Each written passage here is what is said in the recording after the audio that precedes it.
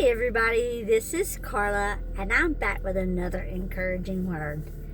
You know, when God speaks to us, it's important that we're listening. He listens to us when we speak to Him, so we need to listen to Him when He speaks to us. And you might say, well, Carla, how do I know He's speaking to me? I think these are just my thoughts. You know, 1Kings chapter 19 verse 12 says that Elijah heard him in a small, still voice, a whisper in his ear. You don't hear some booming voice, Carla, this is God. It doesn't happen like that. Boy, I wish it did sometimes, because sometimes I sit there and go, God, is that you? But the word says that His sheep know His voice. I feel like somebody's questioning this morning, am I hearing His voice? Is this really God? Look, if you're not sure, if you're not so sure, ask God for a very specific confirmation. I asked Him one time because I wasn't sure. I was not certain, and I needed to know for me. I asked Him for a very specific confirmation. I'm not going to tell you what it was, but it was something so specific that only He would know, and He would do it. I know somebody else that did that. They wanted to see, and it was something outrageous, like a pink 4-leaf clover. Well, don't you know, a day or so went by, and they were moving a desk, and when they took the desk apart, there was a pink 4-leaf clover etched inside the parts where the desk matched up. And he about fell out. He couldn't believe it. Because he needed to know if the Lord was listening to him, and he needed to know if he was hearing the Lord.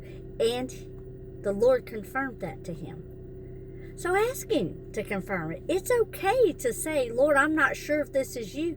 Can you give me a specific sign? But then watch for the sign. And then when you get the sign, don't say, oh, well, I need another sign. That was too easy. So make it something that's not so easy. Because only the Lord knows. Don't tell anybody. But listen for His voice. But then when He tells you to do something, obey His voice. He's asked me to do all kind of things. And there have been times I didn't, and I regret it every time. But when I hear His voice, I now know His voice, and I listen, and I want to hear from Him. When you start hearing from the Lord, you just want to hear from Him every day. All I want to do is hear from Him. I had a moment yesterday. I had an encounter at work with another woman, and the presence of the Lord was there with us, and I didn't want to leave the moment. And then His presence went away, and I could go about my day. But that affected me the rest of the day, because He filled me up with something else with Him. He gave me something more, and He gave me confirmation, and He gave a word to the lady that she desperately needed to hear. You can't make this stuff up. You can't orchestrate it. I had never seen this woman before in my life. But when I heard the Lord's voice, I knew who He was and what was happening in the moment. So I want you to pay attention, because when the Lord speaks, it's important. Just like in the Bible, He spoke things into existence. It was important. He spoke to His prophets. It was important. And in Joel, it says that He will pour out His Spirit at the end times. In the latter days, He's going to pour out His Spirit upon His sons and His daughters. And they're going to have dreams and visions. So listen. Listen for Him to speak to you. And then get excited, because the Creator of all creation speaks to you. Isn't that amazing? He wants to talk to you. And He wants you to talk to Him.